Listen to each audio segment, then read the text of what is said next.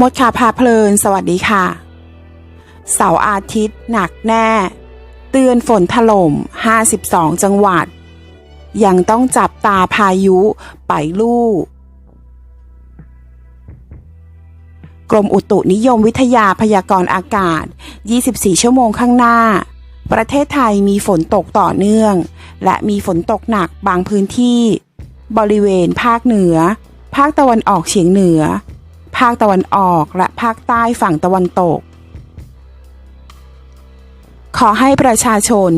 บริเวณพื้นที่เสี่ยงภัยที่ราบเชิงเขาในภาคเหนือและภาคตะวันออกเฉียงเหนือระวังอันตรายจากฝนตกหนักและฝนที่ตกสะสม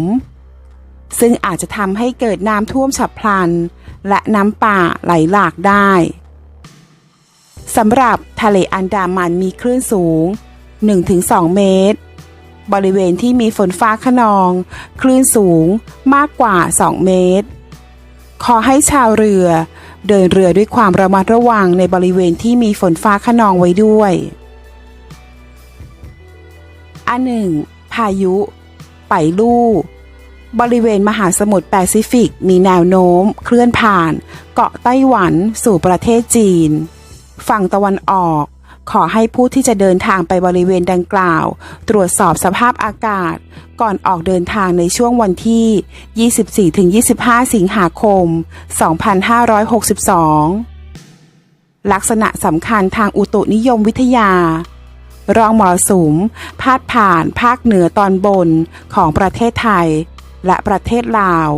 เข้าสู่หย่อมความกดอากาศต่ำบริเวณอ่าวตังเกีย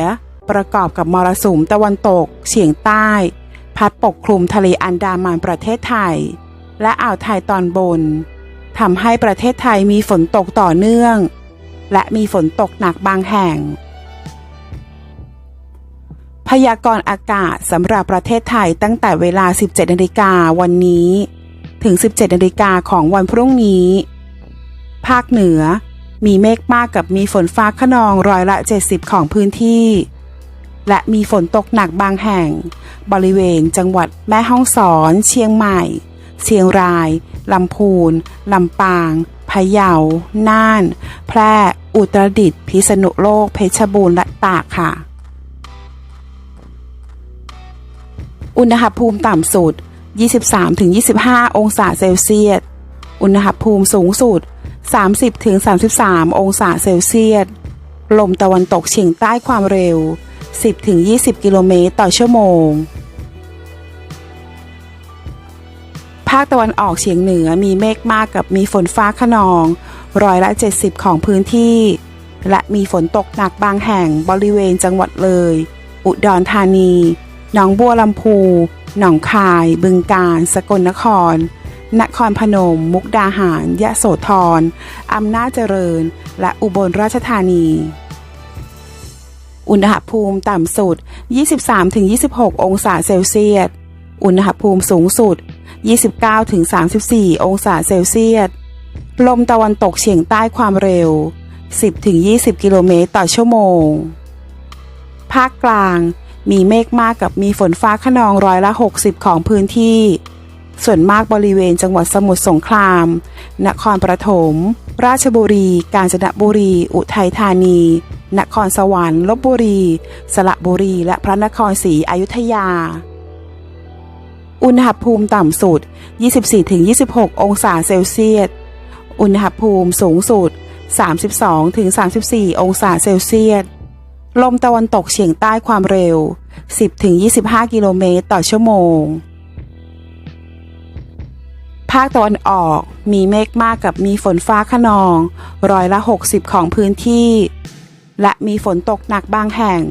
บริเวณจังหวัดนครนายกปราจีนบุรีสระแก้วจันทบุรีและตราดอุณหภูมิต่ำสุด 24-28 องศาเซลเซียสอุณหภูมิสูงสุด 32-35 องศาเซลเซียสลมตะวันตกเฉียงใต้ความเร็ว 15-30 กิโลเมตรต่อชั่วโมงทะเลมีคลื่นสูงประมาณ1 เมตรบริเวณที่มีฝนฟ้าคะนองคลื่นสูง 1-2 เมตรภาคใต้ฝั่งตะวันออก มีเมฆเป็นส่วนมากกับมีฝนฟ้าคะนอง40%ของพื้นที่ส่วนมากบริเวณจังหวัดชุมพรสุราษฎร์ธานี นครศรีธรรมราช พัทลุง สงขลา ปัตตานี ยะลา และนราธิวาส อุณหภูมิต่ำสุด 23-27 องศาเซลเซียส อุณหภูมิสูงสุด 33-35 องศาเซลเซียส ลมตะวันตกเฉียงใต้ความเร็ว 15-30 กิโลเมตรต่อชั่วโมง ทะเลมีคลื่นสูงประมาณ 1 เมตร บริเวณที่มีฝนฟ้าคะนอง คลื่นสูง 1-2 เมตร ภาคใต้ฝั่งตะวันตกมีเมฆเป็นส่วนมากกับมีฝนฟ้าคะนอง60%ของพื้นที่และมีฝนตกหนักบางแห่งบริเวณจังหวัดระนอง พังงาและภูเก็ตอุณหภูมิต่ำสุด 23-24 องศาเซลเซียส อุณหภูมิสูงสุด 30-33 องศาเซลเซียส ลมตะวันตกเฉียงใต้ความเร็ว 15-35 กิโลเมตรต่อชั่วโมงทะเลมีคลื่นสูง 1-2 เมตร บริเวณที่มีฝนฟ้าคะนองมีคลื่นสูงมากกว่า 2 เมตร กรุงเทพมหานครและปริมณฑลมีเมฆเป็นส่วนมากกับมีฝนฟ้าคะนอง70%ของพื้นที่ อุณหภูมิต่ำสุด 24-26 องศาเซลเซียส อุณหภูมิสูงสุด 33-35 องศาเซลเซียส ลมตะวันตกเฉียงใต้ความเร็ว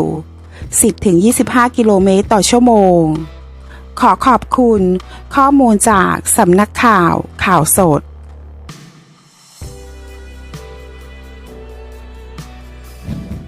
ถ้าเพื่อนๆชอบคลิปนี้ฝากกดไลค์และกดกระดิ่งติดตามได้ที่ช่องมดข่าวพาเพลินด้วยนะคะขอบคุณค่ะ